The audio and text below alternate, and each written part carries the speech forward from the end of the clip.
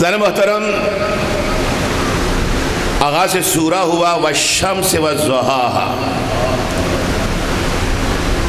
سورج کی قسم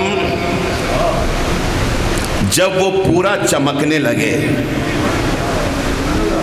توجہ فرمائیے گا، یہ قسمیں رائے گاہ نہیں کھائی جا رہی ہیں، ابس نہیں کھائی جا رہی ہیں۔ اس نے یہ نہیں کہا کہ سورج کی قسم، بلکہ شمس کے بعد والضحاہا بھی لگا دیا کہ سورج کی قسم جب وہ پوری آب و تاب کے ساتھ چمک رہا ہو، یعنی نہ طلوع ہوتے ہوئے سورج کی قسم کھائی، نہ غروب ہوتے ہوئے سورج کی قسم کھائی ہے۔ اس لیے کہ جب طلوع ہوتا ہے تب بھی سورج کی روشنی ماند ہوتی ہے، اور جب غروب ہوتا ہے تب بھی روشنی ماند پڑ جاتی ہے۔ تو اب وہ ماند پڑ جانے والے کی قسم نہیں کھا رہا ہے، کمال کی منزل پہ قسم کھا رہا ہے۔ درود بھیجیے عظمت محمد و آل محمد۔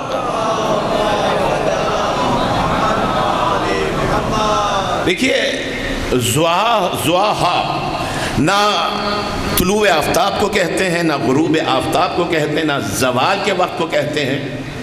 یہ کون سا وقت ہے جب سورج عین سر پہ ہوتا ہے، نہ سایہ ادھر ہوتا ہے نہ سایہ ادھر ہوتا ہے، نہ سایہ کم ہوتا ہے نہ سایہ زیادہ ہوتا ہے، یعنی جو منزل کمال ہے سورج کی، رب ذوالجلال اس کمال کی منزل کی قسم کھا رہا ہے۔ والشمس والضحاہا والقمر اذا تلاہا، اور سورج کی قسم کھانے کے بعد آواز دی چاند کی قسم جب وہ تیزی سے نمودار ہو جائے۔ عام چاند کی قسم نہیں کھائی ہے، چاند کی قسم جو بلا فصل آ جائے، تیزی سے آ جائے۔ صاحبان علم و معرفت ہیں، میرے بچے میری نگاہ کے سامنے موجود ہیں، میرے بزرگ سب جانتے ہیں، اور میرے بچے اب اس جملے کے بعد مشاہدہ کریں کہ دیکھیے جو چاند ہے، پہلی تاریخ سے لے کر 10 تاریخ تک اگر آپ چاند کا مشاہدہ کریں گے تو سورج غروب ہونے کے بہت دیر کے بعد یہ چاند طلوع ہوتا ہے، تو جہاں پہ فاصلہ آ جائے رب اس کی قسم نہیں کھاتا ہے، جہاں پر بلا فصل کی منزل ہو وہاں پہ قسم کھائی جاتی ہے۔ درود بھیجیں عظمت محمد و آل محمد پر۔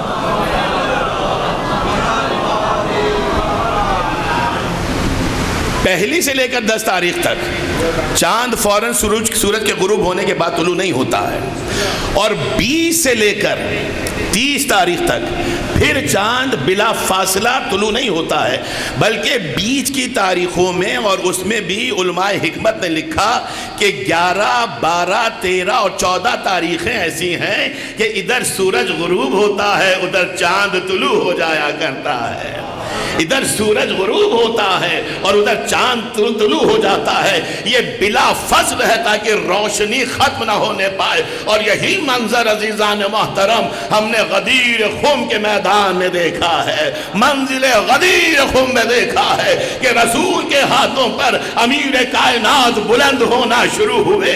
اب اس منزل پر وہ منزل بھی آتی ہے، وہ منظر بھی آتا ہے کہ 1,24,000 کا مجمع مشاہدہ کر رہا ہے کہ جب علی ابن ابی طالب کو بلند کیا جا رہا ہے تو رسالت کا جسم مخفی ہو رہا ہے، امامت کا جسم بلند ہو رہا ہے۔ رسالت کا جسم مخفی ہو رہا تھا، ولایت و امامت کا جسم بلند ہو رہا تھا، اور پھر وہ منزل بھی آئی کہ 1,24,000 کے مجمع کو یا 1,20,000 کے مجمع کو آواز رسول کی آ رہی تھی، چہرہ علی کا نظر آ رہا تھا، رسول علی کے پیچھے مخفی ہو گئے تھے، اور یہی عمل رسول بتلا رہا تھا کہ دنیا سمجھ لے جب آفتاب رسالت غروب ہوتا ہے تو مہتاب امامت طلوع ہوا کرتا ہے۔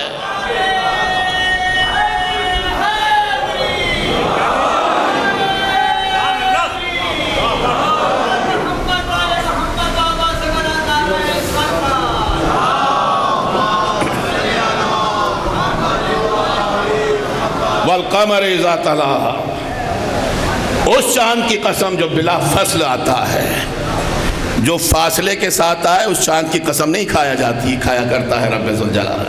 اس چاند کی قسم جو بلا فصل آئے، یعنی سورج کی بھی اس سورج کی قسم کھائی جو منزل کمال پر ہے، چاند کی بھی اس چاند کی قسم کھائی، پہلی تاریخ کے چاند کی قسم نہیں کھائی ہے، دوسری تاریخ کے چاند کی قسم نہیں کھائی ہے، 11 12 13 14 کو جب بلا فصل چاند آتا ہے تو رب اس چاند کی قسم اٹھا رہا ہے، اس چاند کی قسم جو بلا فصل آ رہا ہے، بلا فاصلہ آ رہا ہے، اور پھر آواز دی، اور دن کی قسم جب اس کا اجالا چھا جاتا ہے، یعنی ایسے وقت کی قسم نہیں کھائی ہے جب کہیں پہ اجالا ہے کہیں پہ اندھیرا ہے، نہیں، ایسا دن جو ہر وقت ہر جگہ روشنی کو بکھیر دے، اس دن کی قسم کھا رہا ہے، وَاللَّيْلِ إِذَا يَغْشَاهَا، اس رات کی قسم، رات کے اس پہر کی قسم جب ہر طرف اندھیرا چھا جاتا ہے،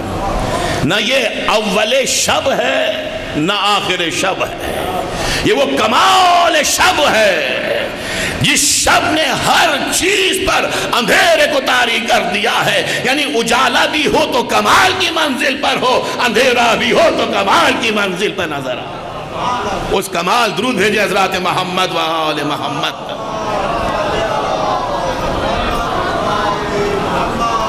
اس کمال کی قسم کھائی جا رہی ہے، توجیہات درکار ہے مجھے، صاحبان علم و معرفت ہیں، فقط اشارہ کافی ہوگا، لیکن میں اپنے حصے کی عبادت ادا کر رہا ہوں تاکہ ہر کم سن سے کم سن ترین سامع بھی عقیدت کے پھول یہاں سے ایسے چن کے جائے کہ پھر اس کی زندگی معطر نظر آئے، ایسی کرن اٹھا کے لے کر جائے کہ زندگی میں اندھیرا باقی نہ رہے، اجالا ہی اجالا نظر آئے۔ خزان محترم، زمین کی قسم جسے رب نے خوبصورتی سے بچھایا ہے، یعنی زمین بھی وہ جو منزل کمال پہ نظر آئے اور اس ضمانت کے ساتھ نظر آئے کہ جسے رب نے خوبصورتی کے ساتھ بچھایا ہے، آسمان کی قسم جسے ہم نے بلند کیا، اور مکمل کر رہا ہوں، وَالنَّفْسِ وَمَا سَوَّاهَا، اور نفس کی قسم جسے ہم نے بہترین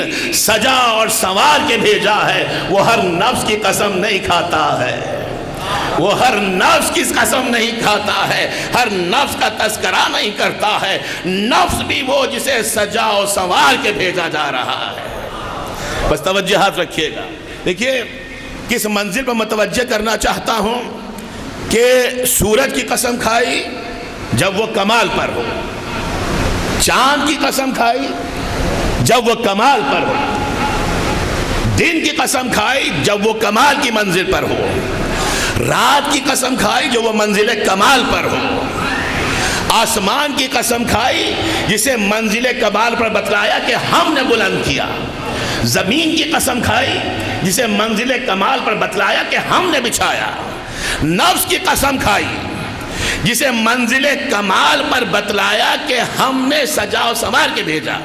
توجہ ہے؟ اب اتنے کمال والے ہیں، میرا ساتھ دیجئے، یہ تکراراً عرض کر رہا ہوں تاکہ نتیجہ خوبصورتی کے ساتھ حاصل کیا جا سکے۔ یہ سورج کمال کی منزل پر، سورہ شمس کے حوالے سے گفتگو ہو رہی ہے، یہ چاند کمال کی منزل پر، یہ دن کمال کی منزل پر، یہ رات کمال کی منزل پر، یہ آسمان منزل کمال پر، یہ زمین منزل کمال پر۔ بس اگر یہاں تک گفتگو واضح ہو گئی تو جو شروع سے موجود تھے انہوں نے حدیث کی تلاوت کو سماعت کیا ہوگا۔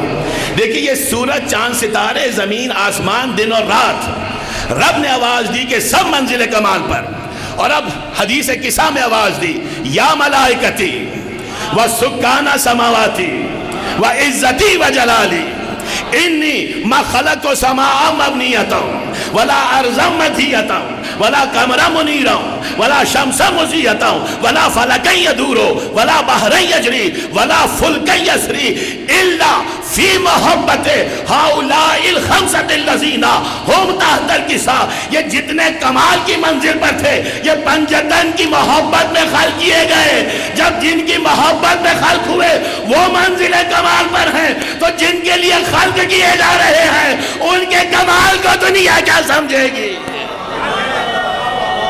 حیدری۔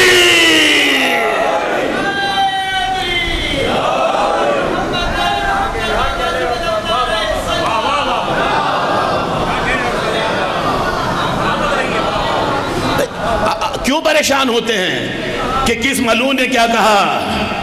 کیوں پریشان ہوتے ہیں کہ کس کی طرف سے کیا بیان آیا؟ دیکھیے، جو کمال کو سمجھ لے وہ کمال والوں کو سمجھ لیتا ہے، جو کمال کو جان لے۔ جس نے سورج کو نہ سمجھا ہو وہ پنجتن کو کیا پہچانے گا؟ جس نے چاند کو نہ سمجھا ہو وہ اہل بیت اطہار کو کیا پہچانے گا؟ اس لیے کہ جو ان کے صدقے میں من جاتے ہیں وہ بھی کمال کو حاصل کر لیتے ہیں، تو ان اہل بیت کے کمال کو اس دنیا والے کیا پہچان سکیں گے؟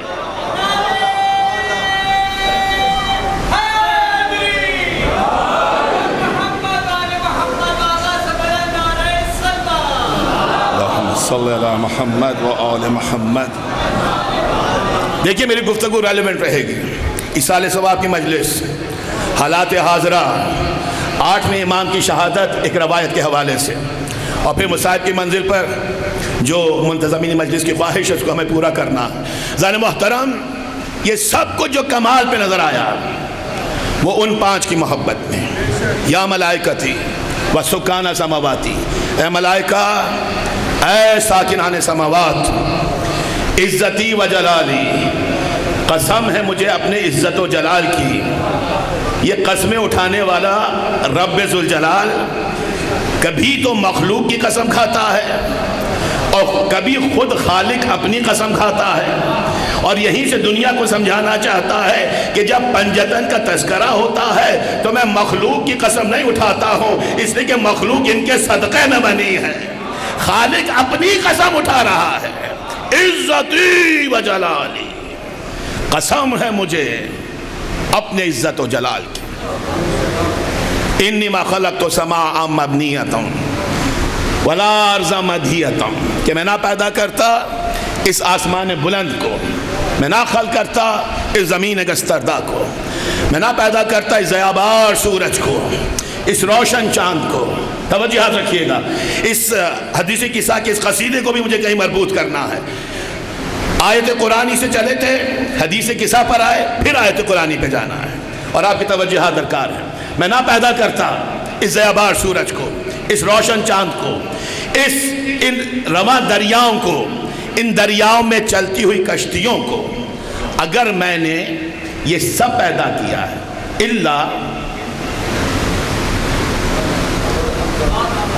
توجہ فرمایا آپ نے، اللہ کا لفظ استعمال کیا، توجہ رکھیے گا۔ ان 5 کی محبت میں جو اس چادر کے نیچے موجود ہیں۔ پورا قصیدہ آپ نے سنا، اور لفظ اللہ جب آیا، اس اللہ پہ کبھی غور کرنا میرے نوجوان دوستوں، تو آپ کو یہ قصیدہ ایک مختلف جہت کے ساتھ سمجھ میں آئے گا۔ آپ کو پنجتن پاک علیہ السلام کی معرفت ایک مختلف طریقے سے حاصل ہوگی۔ الا فی محبت ہؤلاء الخمسۃ الذین هم تحت الکساء، اللہ کہا، اور پھر صاحبان تطہیر، وہ جو زیر کسا موجود ہیں، ان کو متعارف کروایا۔ ایگریڈ؟ یہی ہے نا حدیث قصہ، کچھ بھی نیا نہیں آپ کا۔ اچھا، اس اللہ کو سمجھنا ہے تو آئیے کچھ اللہ اور سمجھیں تاکہ یہ اللہ سمجھ میں آ جائے۔ لا الہ الا اللہ، مختصر سا جملہ ہے، اس کے بغیر ہمارا ایمان شروع ہی نہیں ہوتا، نہ دین شروع ہوتا ہے، نہ اسلام شروع ہوتا ہے، نہ ایمان شروع ہوتا ہے۔ لا الہ الا اللہ، کوئی معبود نہیں، اللہ آیا، الا اللہ، مگر اللہ کے سوا، یعنی اللہ سے پہلے جو تھا سب باطل تھا،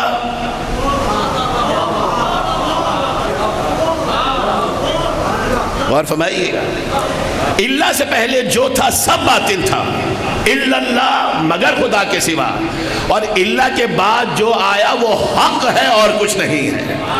یعنی اللہ کی اہمیت کو سمجھیے، اور اللہ کے استعمال کو سمجھیے. والعصر ان الانسان لفی خسر، سورہ مبارک والعصر 103 سورہ کا نشان. والعصر ٹوٹل 3 آیات ہیں. والعصر ان الانسان لفی خسر الا الذین آمنوا وعملوا الصالحات وتواصوا بالحق وتواصوا بالصبر.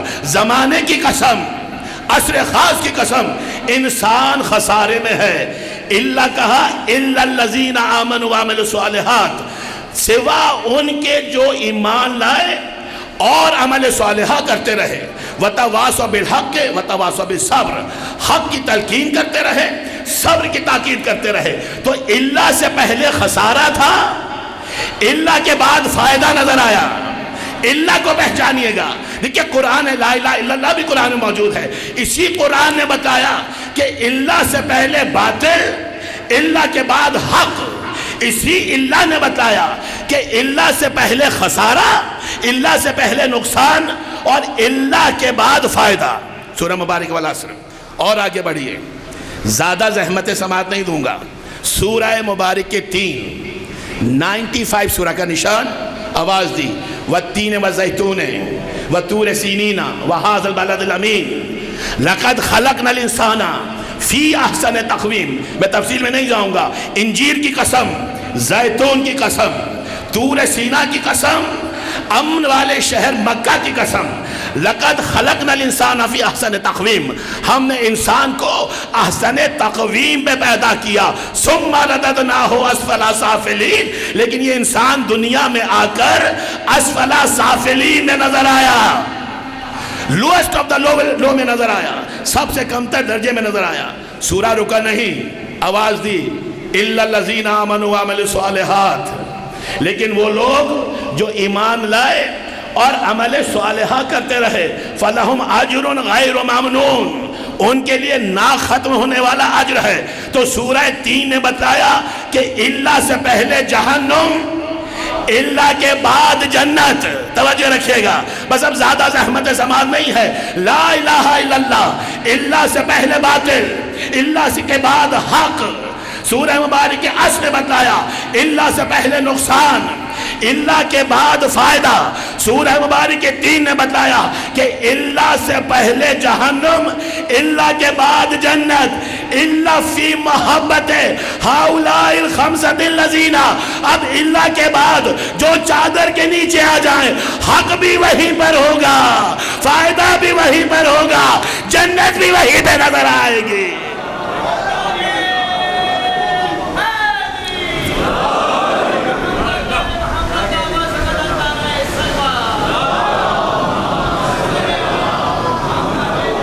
مجھے روانی کے ساتھ گزرنا ہے، دامن وقت بہت زیادہ گنجائش نہیں رکھتا ہے. آپ کا حسن سماعت ہے اور میں مروتاً نہیں حقیقتاً جملہ عرض کر رہا ہوں کہ مجھے اپنے زور خطابت پہ اتنا بھروسہ نہیں ہے جتنا آپ کے حسن سماعت پہ بھروسہ ہے. اس لیے یہاں کا اشارہ کافی ہوگا. ہو سکتا ہے بہت سے لوگ اس وقت محو حیرت ہوں کہ ڈاکٹر صاحب کا یہ انداز نہیں ہے جس انداز میں وہ آج گفتگو کر رہے ہیں.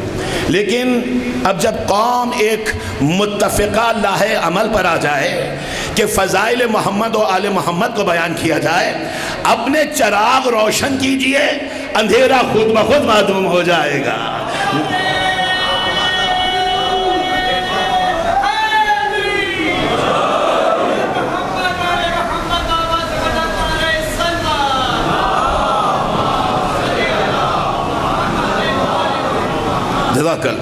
میں نے محترم، جو چادر کے نیچے ہیں وہی حق بھی ہیں، اللہ کے بعد حق ہے، وہی فائدہ بھی ہے، اللہ کے بعد فائدہ ہے قرآن میں، وہی جنت بھی ہے، اللہ کے بعد جنت ہے. تو اگر حق کو حاصل کرنا ہے تو ان پنجتن کی بارگاہ میں آئیے. اگر فائدے کو حاصل کرنا ہے تو ادھر ادھر نہیں بھٹکنا ہے، در محمد و آل محمد پہ آنا ہے.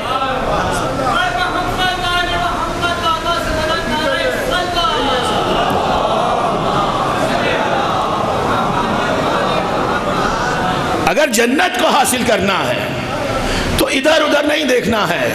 قسیم نار والجنہ کی طرف دیکھیے، خاتون جنت کی طرف دیکھیے، جنت کے جوانوں کے سرداروں کی طرف دیکھیے، جہاں پہ جنت والے نہیں ہیں، جنت بانٹنے والے نظر آ رہے ہیں۔ اس دروازے پہ نظر گار دیجیے۔ لیکن جب جنت سمجھ میں نہیں آتی تو جنت والے سمجھ میں نہیں آتے ہیں۔ جب فائدہ سمجھ میں نہیں آتا تو فائدہ دینے والے سمجھ میں نہیں آتے ہیں۔ جب حق سمجھ میں نہیں آتا تو حاملان حق سمجھ میں نہیں آتے ہیں۔ اسی لیے کوئی بھی کھڑا ہو کے بول دیتا ہے، جو دل میں آتا ہے بول دیتا ہے، لیکن گھبرانا نہیں عزیزان محترم، اس لیے کہ قرآن نے فیصلہ کر دیا ہے۔ یہ سورج چاند ستارے، میں نے وعدہ کیا تھا نا کہ مربوط کروں گا، آیات قرآنیہ سے چلے تھے، حدیث قصہ پر آئے، حدیث قصہ سے اٹھے، پھر آیت قرآنی پر آئے۔ اس لیے کہ ہم محبان محمد و آل محمد کا شیوہ ہی یہی ہے کہ مسجد سے اٹھتے ہیں امام بارگاہ میں آتے ہیں، امام بارگاہ سے اٹھتے ہیں مسجد میں جاتے ہیں۔ ہمارا توسل یا توحید سے ہے، یا رسالت سے ہے، یا ولایت سے ہے، اور امامت سے ہے۔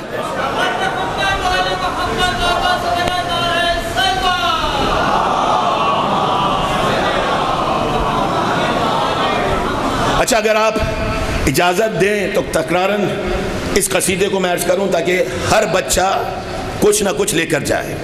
یا ملائکتی و سکانہ سماواتی و عزتی و جلالی انی مخلقت السماء مبنیتا ولا ارض مدھیتا ولا قمر منیرا ولا شمس مضیتا ولا فلک یدور ولا بحر یجری ولا فلک یسری الا فی محبت ہؤلاء الخمسۃ الذین هم تحت الکساء۔ اب ترجمے پہ غور فرمائیے گا، روانی کے ساتھ ترجمہ تاکہ آیت قرآنی سے مربوط کر دیں۔ اے ملائکہ، اے ساکنان سماوات، قسم ہے مجھے اپنے عزت و جلال کی۔ اس قصیدے کو میں نے بریر بھائی کے چہلم کی مجلس میں بھی پڑھا تھا، لیکن کچھ اور زاویے سے پڑھا تھا، اور آج کا بیان کچھ اور زاویے سے ہے۔ اے ملائکہ، اے ساکنان سماوات، قسم ہے مجھے اپنے عزت و جلال کی، میں نہ پیدا کرتا آسمان بلند کو، زمین گشتردہ کو، روشن چاند کو، ضیابار سورج کو، بہتے ہوئے دریاؤں کو، ایک ایک لفظ ذہن میں رہے، بہتے ہوئے دریاؤں کو، دریاؤں میں چلتی ہوئی کشتیوں کو، فلک دور کنندہ کو، اگر سب پیدا کیا تو ان پانچ کی محبت میں جو چادر کے نیچے ہیں۔ یہی حدیث قصہ۔ اب جملے اذہان عالیہ میں رہیں تاکہ قرآن سے مربوط کر کے ہم فیصلہ کریں۔ سورہ مبارک بقرہ پہلے، دوسرے اور تیسرے پارے میں ترتیب کے اعتبار سے کلام مجید کا دوسرا سورہ اور کلام پاک کا طویل ترین سورہ، سورہ مبارک بقرہ کا وہ حصہ جو دوسرے پارے میں ہے۔ دوسرے پارے میں ابتدائی صفحات میں سورہ مبارک بقرہ کی 164ویں آیت میں آواز دی، اِنَّا فِي خَلْقِ السَّمَاوَاتِ وَالْأَرْضِ وَاخْتِلَافِ اللَّيْلِ وَالنَّهَارِ والفلک التي تجری فی البحر بما ينفع الناس وما انزل اللہ من السماء من ماء فاحیا به الارض بعد موتها وبث فيها من كل دابات وتصریف الرحاء وسحاب المسخر بین السماء والارض لآیات لقوم یعقلون۔ توجہ فرمائیے گا، دیکھیے اگر ترجمے پہ میرے بچوں نے غور کیا تو نتیجے کو حاصل کرنے میں آسانی رہے گی۔ رب آواز دے رہا ہے، اِنَّا فِي خَلْقِ السَّمَاوَاتِ وَالْأَرْضِ، بے شک آسمان اور زمین کی خلقت میں۔ یہ کیا ہے؟ آیت قرآنی۔ وہ کیا تھی؟ حدیث قصہ۔ یہاں پر بھی آسمان و زمین کا تذکرہ، وہاں پر بھی آسمان و زمین کا تذکرہ۔ بے شک آسمان و زمین کی خلقت میں، واختلاف اللیل والنہار، دن اور رات کے آنے جانے میں، والفلک التی تجری فی البحر بما ينفع الناس، اور دریاؤں میں کشتیوں کی منفعت بخش حرکت میں، وما انزل اللہ من السماء من ماء، آسمان سے پانی کے برسنے میں، فاحیا بہ الارض بعد موتها، اور اس پانی کے برسنے کے نتیجے میں زمین مردہ کے زندہ ہو جانے میں، وَبَثَّ فِيهَا مِن كُلِّ دَابَّةٍ، ہر جاندار کی حیات میں، وَتَصْرِيفِ الرِّحَاءِ، ہواؤں کے تصرف میں، وَسَحَابِ الْمُسَخَّرِ بَيْنَ السَّمَاءِ وَالْأَرْضِ، آسمان و زمین کے درمیان بادلوں کے مسخر ہو جانے میں۔ یہ سب کیا ہیں؟ رب کی نشانیاں ہیں۔ لَآیَاتٍ لِقَوْمٍ یَعْقِلُونَ، اس میں نشانیاں ہیں ان کے لیے جو عقل رکھتے ہیں. یعنی قرآن نے بتلایا کہ اگر عقل نہ ہوگی تو نشانیاں سمجھ میں نہیں آئیں گی. تو میں کیسے مان لوں کہ بغیر عقل نشانیاں سمجھ میں نہیں آتی ہیں؟ تو جن کے صدقے میں نشانیاں بنی وہ بغیر عقل کیسے سمجھ میں آ جائیں گے؟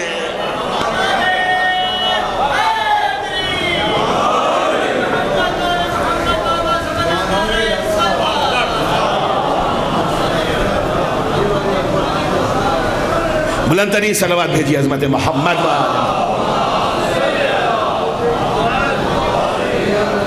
قرآن کہتا ہے کہ نشانیاں سمجھ میں نہیں آئیں گی اگر عقل سے کام نہیں لوگے، اگر عقل کو رہنما نہیں بناؤ گے. اور حدیث قصہ کہتی ہے کہ نشانیاں پنجتن کے صدقے میں بنی، تو نشانیوں کو سمجھنے کے لیے عقل چاہیے. بغیر عقل وہ کیسے سمجھ میں آ جائیں گے کہ جن کے صدقے میں نشانیوں کو بنایا جا رہا ہے؟ تو عقل کو رہنما بنائیے. عقل میرا موضوع نہیں ہے. آپ جانتے ہیں کہ عقل کی اہمیت اس قدر ہے ہمارے فقہ میں کہ اصول کافی کا ایک پورا چیپٹر عقل اور جہل پر ہے. فقط جملہ ہدیہ کر رہا ہوں. اصول کافی کا مکمل ترین ترجمہ میرے بزرگ یہاں سے چند گز کے فاصلے پر ان کی قبر موجود ہے جامع امامیہ میں، مولانا ظفر حسن قبلہ امرہوی، انہوں نے ترجمہ کیا ہے اصول کافی کا. اس میں عقل اور جہل کے چیپٹر میں ایک روایت کو اصول کافی سے ترجمہ کر کے نقل کیا. طویل روایت ہے، مختصر کروں گا. دیکھیے دنیا کیوں بہک رہی ہے. اصول کافی میں شیخ یعقوب قلینی نے لکھا کہ رب کریم نے عقل کو بھی خلق کیا، جہل کو بھی خلق کیا، اور خلق کرنے کے بعد رب کریم نے عقل سے کہا آگے آ جا، عقل آگے آ گئی. عقل سے کہا پیچھے چلی جا، عقل پیچھے چلی گئی. جہل سے کہا آگے آ جا، جہل آگے آ گیا. آگے آئے ہوئے جہل سے رب ذوالجلال کہتا ہے پیچھے چلا جا. جہل کہتا ہے پالنے والے جب آگے بلا لیا تھا تو پیچھے ہٹاتا کیوں ہے؟ توجہ رکھیے گا. پوری روایت مختصر کر کے میں نے بیان کی اور نتیجہ کیا ہے. عقل سے کہا آگے آ جا، آگے آ گئی. کہا پیچھے چلی جا، پیچھے چلی گئی. جہل سے کہا آگے آ جا، جہل آگے آ گیا. کہا پیچھے چلا جا، اڑ گیا. کہا پالنے والے آگے بلا لیا تھا تو پیچھے ہٹاتا کیوں ہے؟ اور یہیں سے اصول کافی نے اصول مرتب کیا کہ جو رب کے ہر حکم کو مانے اسے عقل کہتے ہیں، اور جو کسی کو مانے اور کسی کو نہ مانے اسے جاہل کہا کرتے ہیں. تو عقل کو رہنما بنائیں گے تو رسول سمجھ میں آئے گا، قرآن سمجھ میں آئے گا. لیکن اگر عقل کو چھوڑ دیں گے، کسی کو مانیں گے کسی کو نہ مانیں گے، تو یہ کہتے ہوئے نظر آئیں گے کہ ہمیں قرآن کافی ہے، رسول نہیں چاہیے. درود بھیجیں عظمت محمد و آل محمد. بس میں نے مکمل کیا زان محترم. یہ ہستیاں چونکہ سمجھ میں نہیں آئیں اس لیے ان کی تعظیم کا حق ادا نہیں کیا گیا. ان کے بغیر نہ دنیا کامیاب ہے نہ آخرت کامیاب ہے. ان کے بغیر جنت نہیں ہے. میرا وعدہ تھا کہ موضوع مربوط رہے گا ایصال ثواب کی مجلس، حالات حاضرہ اور امام ہشتم کی ایک روایت کے مطابق شہادت. کچھ دن پہلے آپ نے جشن منایا ولادت کا. میرے برادر عزیزی محمد میاں زیدی صاحب کے گھر پہ خوبصورت محفل منعقد ہوئی. رب ذوالجلال تمام موالیان محمد و آل محمد کو اپنے حفظ و امان میں رکھے، ان کے رزق و روزی میں برکت عطا فرمائے. زان محترم، 8ویں امام نے ہمیں بتایا کہ جو ہمیں نہیں پہچانے گا اسے جنت کی تمنا نہیں کرنی چاہیے. دیکھیے میں نے بہت سی کتابیں پڑھی، ہر کتاب میں یہ روایت موجود ہے. ہر کتاب، ہر مستند کتاب میں، اور آپ نے ہر عالم سے سنی ہوگی، ہر ذاکر سے سنی ہوگی. لیکن آج میں نے خصوصاً گلدستہ اہل بیت نامی کتاب کو نکالا کہ آج جو کچھ پڑھوں گا فضائل امام ہشتم میں وہ مولانا طارق جمیل صاحب کی کتاب سے پڑھوں گا. درود بھیجیں عظمت محمد و آل محمد.